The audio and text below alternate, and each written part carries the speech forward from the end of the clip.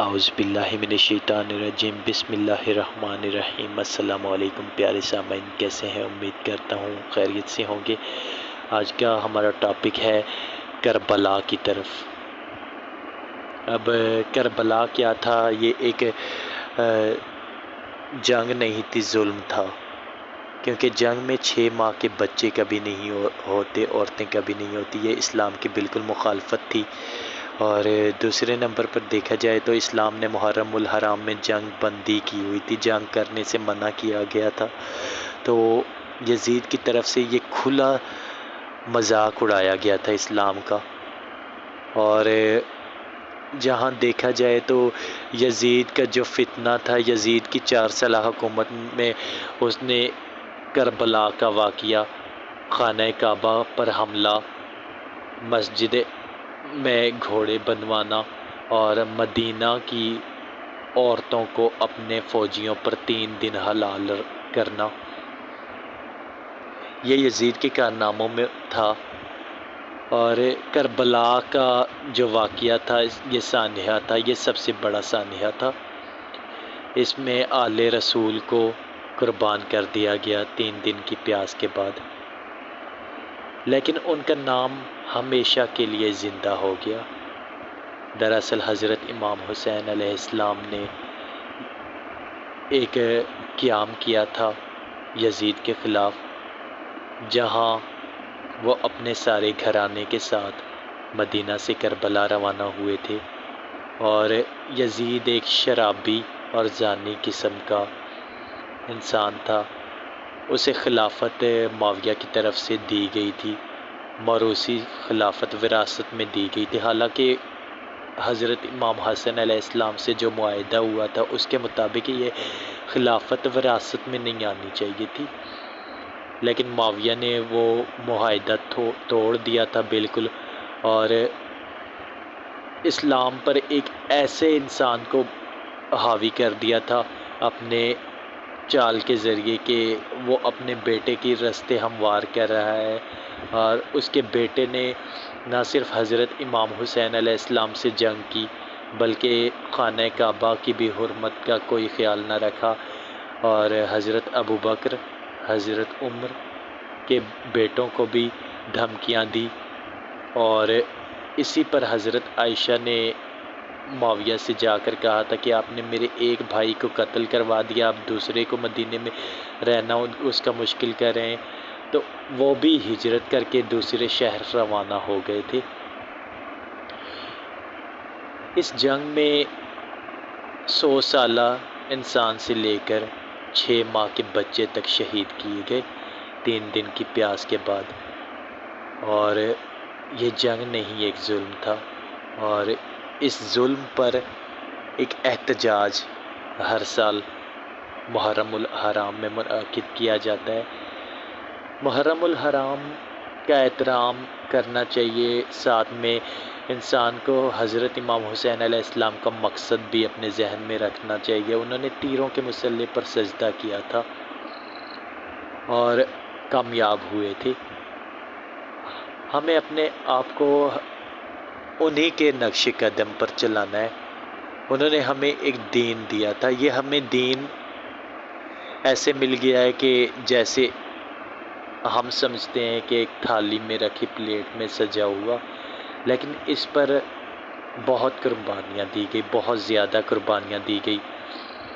آل نبی کو شہید کیا گیا، اور ان شہادتوں، ان قربانیوں کی لاج رکھنے کے لیے ہمیں اس دین پر عمل پیرا ہونا چاہیے، اور اپنی عبادتوں میں ہمیشہ انہیں یاد رکھنا چاہیے، ان کی قربانیوں کو یاد رکھنا چاہیے۔ قرآن کو دیکھا جائے تو حضرت یعقوب علیہ السلام سالہ سال حضرت یوسف علیہ السلام کے ذکر کر کے روئے تھے، ہائے یوسف پکارا تھا۔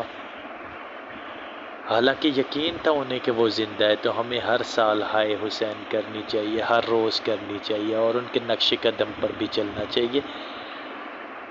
آل نبی کا غم کوئی گناہ نہیں، آل نبی کے غم میں ہمیں شریک ہونا چاہیے۔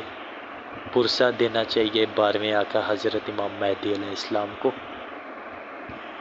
قتل حسین اصل میں مرگ یزید ہے، قتل حسین اصل میں مرگ یزید ہے، اسلام زندہ ہوتا ہے ہر کربلا کے بعد۔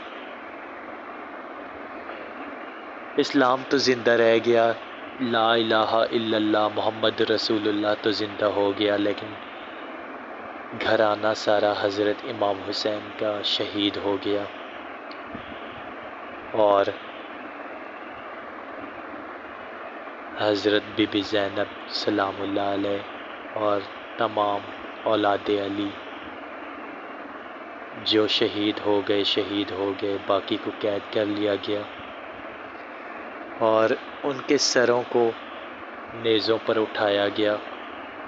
یہ بہت ہی تاریخ کا بہت زیادہ سیاہ دن تھا کہ اس دن آل نبی کو چن چن کے شہید کیا گیا۔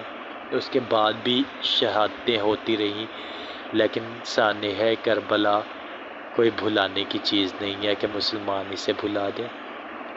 یزید پر اور لشکر یزید پر لعنت بھیج کر، تبرہ کر کے ان سے لا تعلقی کا اظہار کرنا ایک اہم فریضہ ہے جسے ہمیں نبھانا چاہیے۔ انتقام حسین اس طرح ہے کہ یزید نام کو حضرت امام حسین کے انتقام ایسا تھا کہ گالی سے بھی بدتر بنا دیا گیا، اور یہ ہونا چاہیے، لعنت ہونی چاہیے، تبرہ ہونا چاہیے، تاکہ پتہ چلے کہ قتل کرنے والے کون تھے۔ جو تعلق ان سے ختم کر دیتے ہیں لعنت کر کے، مطلب وہ نہیں تھے۔ جو لعنت نہیں کرتے اور ان دنوں کا احترام نہیں کرتے، گانے مطلب سٹیٹس پر میں نے کافی دیکھے ہیں، تو ایسے لوگوں سے برات اختیار کریں۔ ان دنوں میں میوزک وغیرہ کا خاص خیال رکھیں کہ نہیں ہونا چاہیے، ویسے بھی اسلام میں حرام ہے، اور یزید نے طبلہ بجا کر خوشیاں منائی تھی، ڈھول بجوایا تھا، تو ویسے بھی محرم الحرام کا احترام کرنا چاہیے، ہر مہینے کا احترام کرنا چاہیے، کیونکہ میوزک ویسے بھی اسلام میں حرام ہے، اور محرم الحرام کا خاص خیال رکھیں۔ اور سامعین، میرا آج کا لیکچر صرف اسی بات پر تھا، کیونکہ اس محرم الحرام میں کافی جگہوں پر دیکھا جا رہا ہے کہ لوگ سٹیٹس وغیرہ پر یا اس چیز کا احترام نہیں کر رہے، عام نارمل روٹین میں کوئی بھی اس چیز کو نہیں دیکھ رہا۔ یہ چیز ایک اہم رکن ہے۔ اسلام اگر ہمیں ملا ہے تو یوں ہی نہیں ملا، ہمیں ان قربانیوں کو کبھی نہیں بھلانا چاہیے۔ اگر ہم 14 اگست مناتے ہیں، پاکستان کے لیے ہم وہ کر سکتے ہیں جو صرف ہمارا وطن ہے، تو جس عقیدے سے ہم جنت میں جا سکتے ہیں، اس کے لیے ہم کیوں نہیں سوچ سکتے؟ ہمیں صرف اپنے وطن کے متعلق نہیں سوچنا چاہیے، ہمیں لا الہ الا اللہ محمد رسول اللہ اس کا بھی خیال رکھنا چاہیے کہ یہ ہمیں کیسے ملا تھا۔ ہم پاکستان بننے کی قربانیاں تو یاد رکھتے ہیں، کوئی سنگر مر جائے، کوئی ہندو سنگر مر جائے تو کافی لوگ روتے ہوئے نظر آ رہے ہیں، سٹیٹس پر سٹیٹس لگتے ہیں روتے ہوئے، لیکن آل نبی کا دکھ کسی کو نہیں ہوتا، بلکہ کہا جاتا ہے شیعہ کافر۔ سمجھ نہیں آتی کہ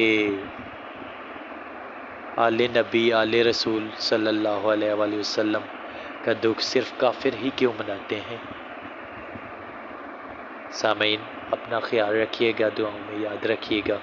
اللہ حافظ۔